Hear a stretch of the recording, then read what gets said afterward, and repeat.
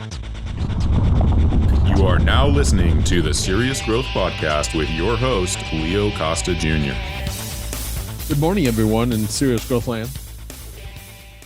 How y'all doing? A few days away from Christmas. Cold weather's out. The boogeyman's out again. My training session today, you're only as good as your last workout every single time. So it's important to document that. It's not a small thing, not for serious growthers. But I did 437 reps today. And I trained back biceps. 437 reps. I did 237 reps per back. T-bar row, low row, lat pull down, straight arm pull. 237 reps. I did 200 reps for biceps.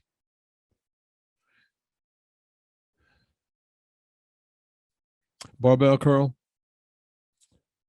10 sets of 10. And then I did a preacher curl with a cable. Same, 10 sets of 10. That should be 437. Did that in 41 minutes. And I'm not completely happy. You would think I would be, but I'm not. And the reason for that is 41 minutes. So that means, let's see, was that 41 minutes or not, Kara? I need to do math here. 542. Yeah, 41 minutes. If I did my math right, I had 6 minutes of rest time and all that. And I think I could do better. It's all about not wasting energy. I listened to a podcast, and this has to do with a guy that is he's a prep. He's not a cook, but he preps for the cooks in a restaurant. This guy was amazing, his story. And I think it applies to what we're talking about. So it's kind of the same, but different, because he's in a different area. And all this guy does every day is he preps and guts fish for a restaurant. And he's been doing it for years. This guy does 700 pounds of fish daily in about 5 hours. That's incredible. But when you study his method, I found it really interesting. What he does is he does the same regimen day in and day out when he does his cutting up his fish. His prep, everything is the same every single day to the nth degree, even where he puts the certain parts of the fish. Everything is in order, and the whole purpose of that is to eliminate wasted energy. Hey, 6 minutes of rest is not much, I will tell you, but it's that mindset that good enough is never good enough. That I think that's the point of that, is to just never be happy. I mean, you have to, at some point, you have to pat yourself on the ass at a boy, but it's very short-lived. Move on and do better next time. Always, always, always, always. When you have that kind of expectation of yourself, well, I'll just speak for myself. I'm not happy all the time. I'm actually kind of mad and filled with rage and hate and doubt and fear and all these things that make up my mindset to go deal with this on a daily basis. I did a talk with an interview with a fascinating lady. She is she does hypnotherapy. I found her to be really interesting because I think that I know when my kid was playing baseball at a high level, they had sports psychologists for these guys, and obviously it's to make them play, help them deal with.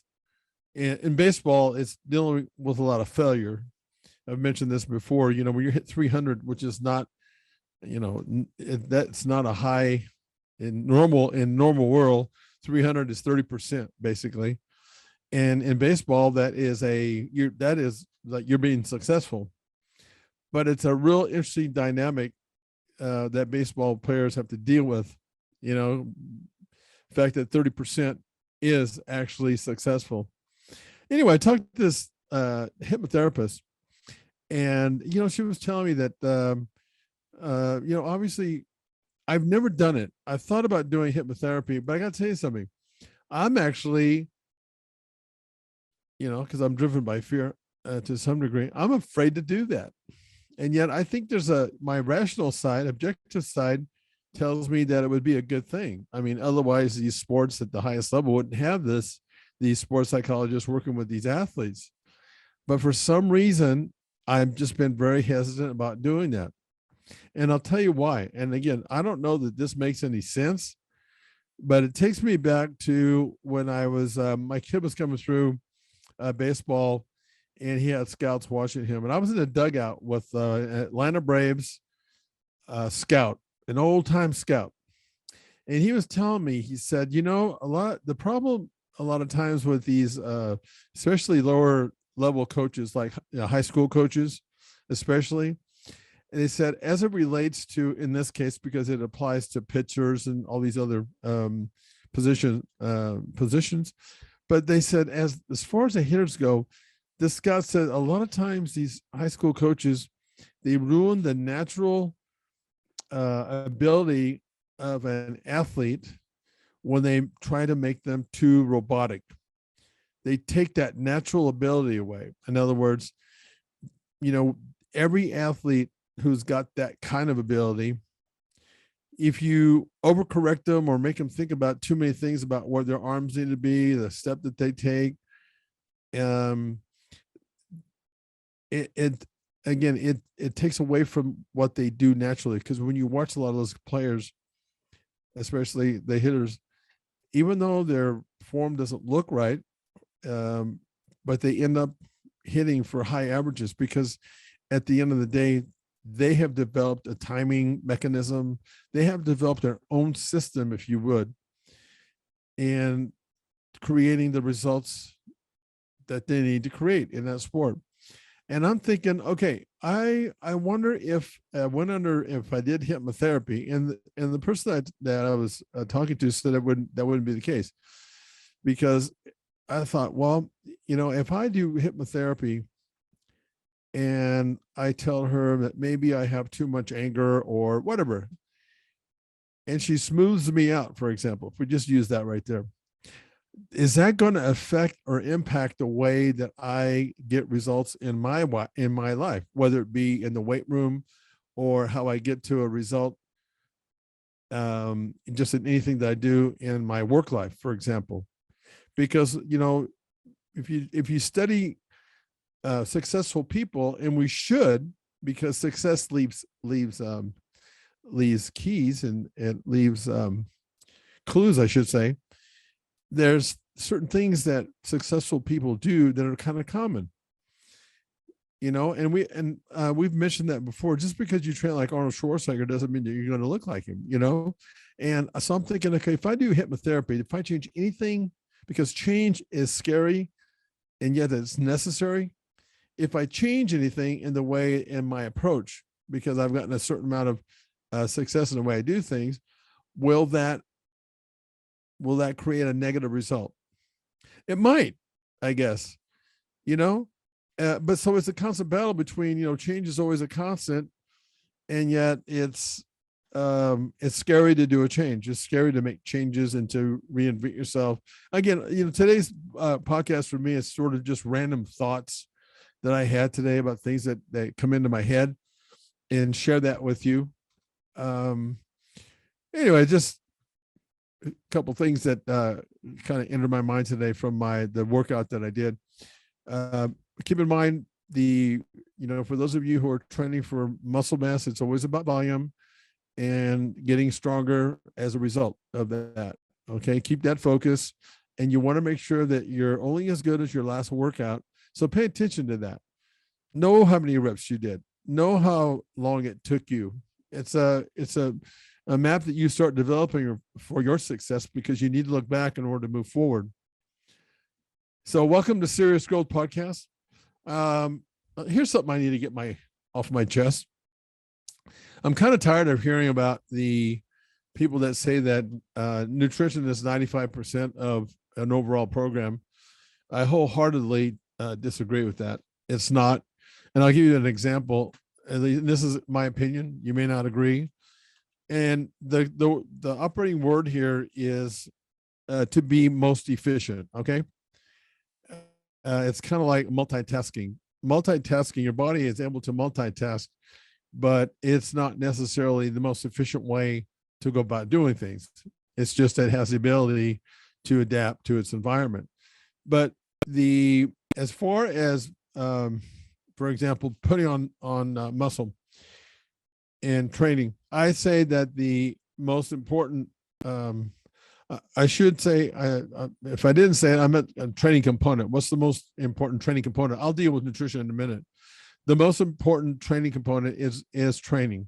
Okay, you have the three components are weight training, cardio, and nutrition. I guess it is nutrition. Nutrition is not 95% of a program. I hear that too many times, and it's obvious to me that when I hear that, the person or people that are saying that haven't got the experience and really don't know what they're talking about. They're probably just repeating something that they've heard, or just limited amount of information and experience that they've had.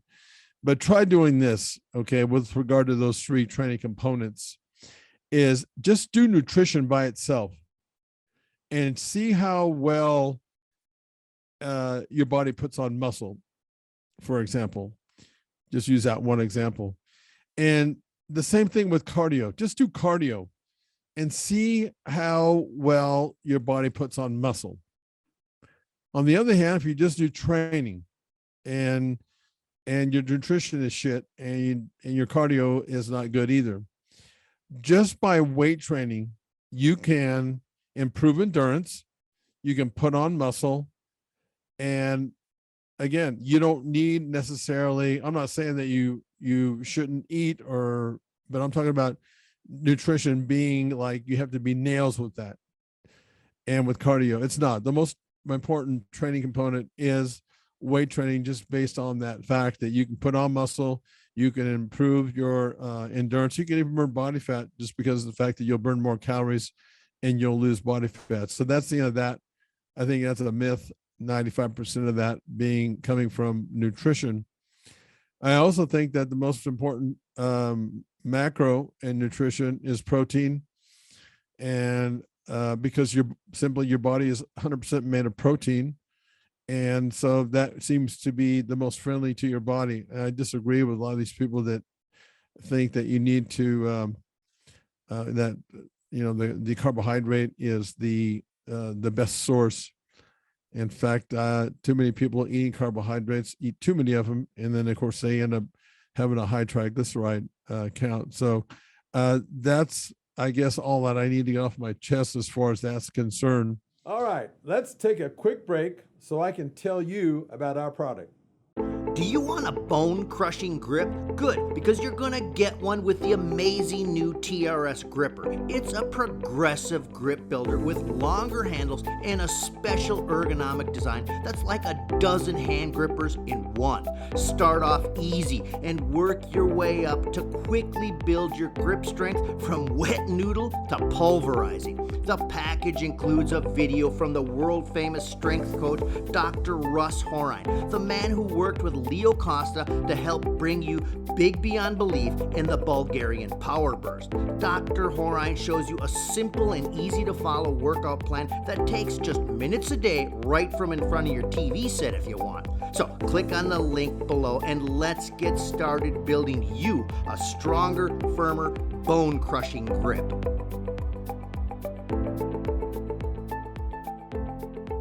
How do you create the competitive edge for yourself? Are you that person that wants to just compete against yourself? Are you that person that wants to compete against, to be at on stage? How do you create that competitive edge? Well, I tell you, one of the things I think when it comes to weight training is I think that you need to, as far as your how you set up your weight training program, free weight versus machine and cable. I think that 70% of your training, in my opinion, needs to be from barbell training, free weight training. 30% needs to be from machine and cable. And this is, I would say that this would be more like an off-season type training. And 70-30 split, and most of it comes from the barbell. And the closer that you stay to just some basic movements, I think that's where the key is. And I've tried this over the years, and I've tried it at different ages. And it's not about going in and looking for new exercises to do. Not when you're going into the gym to do that. In gym, I would say that you're of course, in the beginning, you have to find out what those basic movements are, but I'm telling you what they need to be is basic. It's T-bar rows, it's low rows, it's lat pull downs. I think that's those are pretty basic. Bench press, barbell bench press, various angles, and you stick with that course. You don't vary. You day in and day out, you pretty much do the same workout. The idea is that what you're trying to do is perfect the workout. And that takes a lot of practice because there's variables within that. You're not going to change much with your routine. It should be the same pretty much all the time. Once you've gotten your basic stuff, your basic core group of exercises.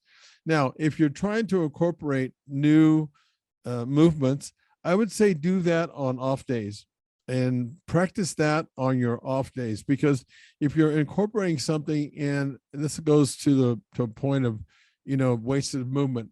If you're going in and trying new exercises in your regular workout, then you're taking a step backwards. And, and if you're that person that doesn't really care if that happens, that's fine. I keep talking about how to do stuff that's the most efficient all the time. The most efficient way to get a result in actually the quickest time without compensating or compromising anything that you're doing. And, this is where that less is more, and then when it comes to if you're pre-contesting, I would say that percentage of what you're doing with 70-30 should be more like a 60-40 split. And I would say at that point, it's now bring in some more dumbbell and, cable. I think that's appropriate at that point. But in the off season, keep it basic, keep it simple. Less is more. I believe that the best source of protein for developing the overall body is red meat. End of story. I think, at least it was my opinion, I was always the strongest when I was eating red meat. I did the Vince Gironda, and I thought that was an interesting program, the 36 eggs. And I thought it was really good. It's a good source of protein, but in terms of being, building that body strong enough to withstand those brutal workouts that you're doing day in and day out, I think it's really hard to beat the red meat.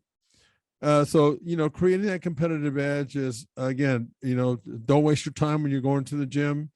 Make sure that you're eating plenty of red meat. And the other thing I wanted to talk about is this goes back to new exercises. A lot of times I see, especially on social media, I see the latest exercise to do that really puts on all this makes all this result for your workouts. I would say that because of the fact that it takes 21 days for your body to really respond and to see what the overall benefit is of a certain exercise that you're trying. If you haven't done it for 21 days, and I'm sure that a lot of these people that are putting stuff on especially social media, if you haven't done it for 21 days, then it's probably not an effective exercise. And unfortunately, in the industry, it seems like style has gotten more popular than substance. And I know I don't think that's obviously a good thing. And it's some of the stuff that naturally bothers me. Um, I'm going to talk about also I was always been a big believer in training as natural as you possibly can. When I first got into the industry, it was all about that. And I've mentioned it before, as I got further in, I was that athlete that switched over and I used performance enhancing supplements or substance. But I still want to get back to, now that I'm at this age, it's almost kind of like coming full circle. The thing is pretty cool about what's out there in the industry. If you really look and study, because it's hard to find the stuff that really does work. I've come across a couple of products that I think are outstanding for the athlete, especially if you're doing it naturally. You want to get the most that you can from your body. There's a product called Age Defense. I think that's an awesome product. It's based on growth factors, and it's all protein. Growth factors are just small chains of protein that, when they're combined together in a certain way, they get a response. So you can take the some growth factors that are more specific to for growth hormone release naturally. So I think the peptide thing is like the thing of the future for sure. It's been around for a while, but Age Defense, it's a guy that invented this stuff, Emmerich. The guy's a genius, and he just basically what he does is just takes advantage of what your body can do, and just use protein, which is very friendly to your body, to make it respond at the highest level. Very good stuff. The other product that I've come across, which is really cool, it's a product called Oxylarum, and basically, I have had this guy on my show too. And the what this does is that one of the things I really liked about it is it creates and it stimulates the your body to produce red blood cells. And how it does that is you get natural EPO. This is the EPO we're talking about, like Lance Armstrong did with his bikes, but he did it via injection. I'm talking about utilizing your body, because your body produces EPO naturally. It actually produces it from the kidneys. And then, once it's produced from the kidneys, then that EPO, it's a peptide hormone. It acts on your bone marrow, and when it does that, then the bone marrow it starts producing more red blood cells. And when that happens, then your body actually creates and produces more oxygen. This is a natural form of blood doping, and it's one of those things that will not, or that will pass any kind of anti-doping, like for those guys that are competing in natural events. It's natural. It's it's not going to be something that you'll get hammered on. It's just a natural way of producing blood doping. I started taking this product about 4 or 5 days ago, and what you could do to measure the success of this is, if you have those little finger where you can test your saturation of oxygen and blood, and I think an oximeter, I think is what they call that. And that gives you direct information whether or not this product is working. I love stuff that you can take, that you can actually see and verify and confirm that, in fact, it is working. And what I'm seeing already is because I check my oxygen saturation on a regular basis, but I'm doing it even more now to see if I can find a trend on this thing. Because one of the Robbie Robinson, he has actually taken a product very similar, if not like just exactly like this, for his sickle cell anemia, and it basically just cured him. You can just ask him about that. And so this is kind of the same idea.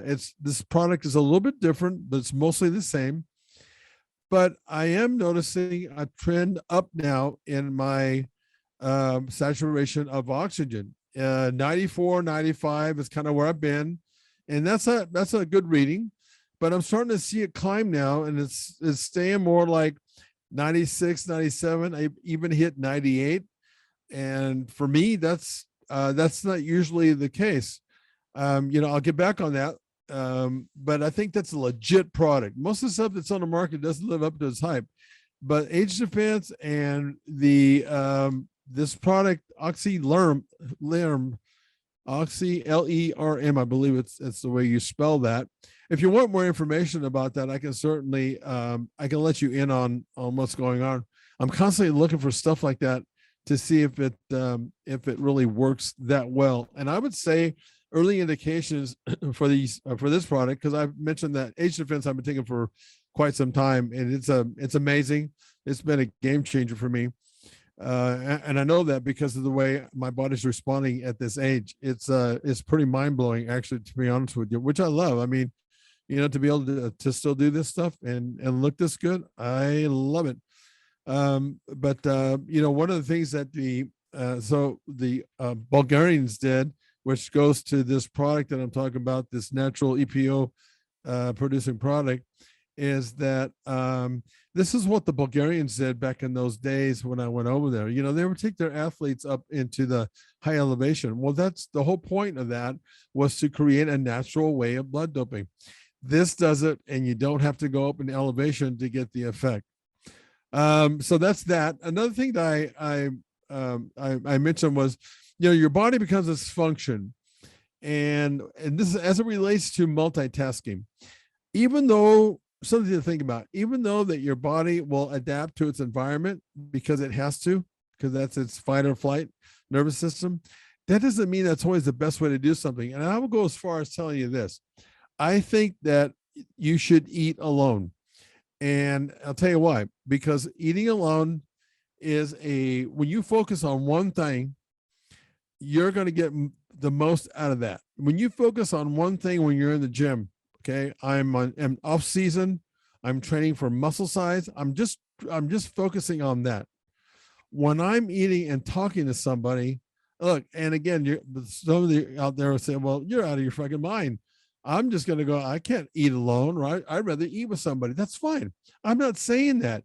But you can argue that and it is a fact, that if you focus on one thing, you're going to get the most result from that than you are anytime you start splitting your attention up to doing anything else. Again, it doesn't mean that your body won't adapt, but it's the most efficient way. That's what I'm talking about here.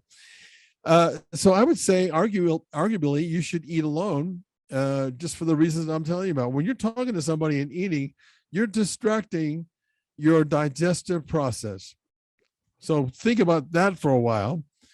And aside from that, that's about all I got for you today, guys. Let me see here. Yeah, I think that's about all that I've got.